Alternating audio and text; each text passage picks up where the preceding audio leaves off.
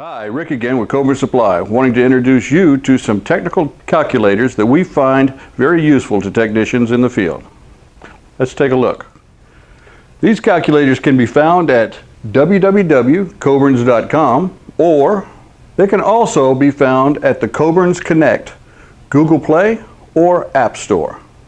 Let's see how some of these calculators can be useful to you.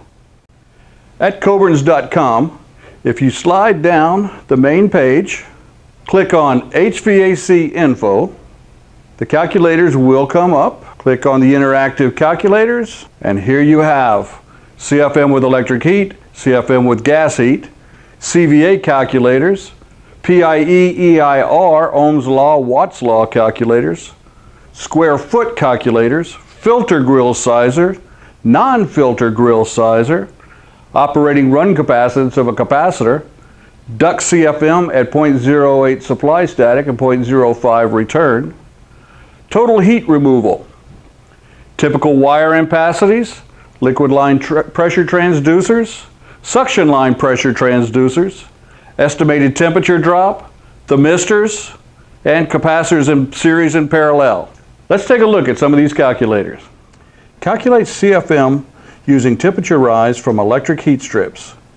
Use measured voltage, total measured amperage of the air handler, and measured temperature rise from the return air to the supply near the unit. It will also provide the output BTU of the operating electric strips too. Use whenever fan speed you're trying to measure. If you are trying to measure cooling speed, put the electric heat on the cooling speed. If you just want to find out how much air you're moving on the heating speed, leave it connected as normal. On the right side of the page, you see the volts. We need accurate measured voltage. In this particular case, we had 237 volts measured at the air handler. Again, accuracy is important. We want the amperage of the entire air handler. That would be the heat strips and the motor. In this case, we measured a 10 kW heat strip and the motor and ended up with 47 amps.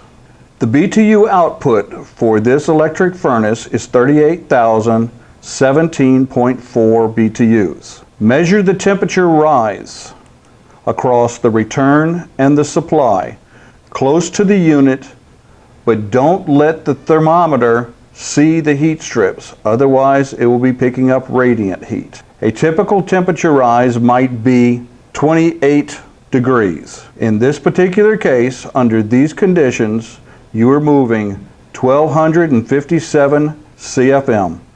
Pretty easy to do.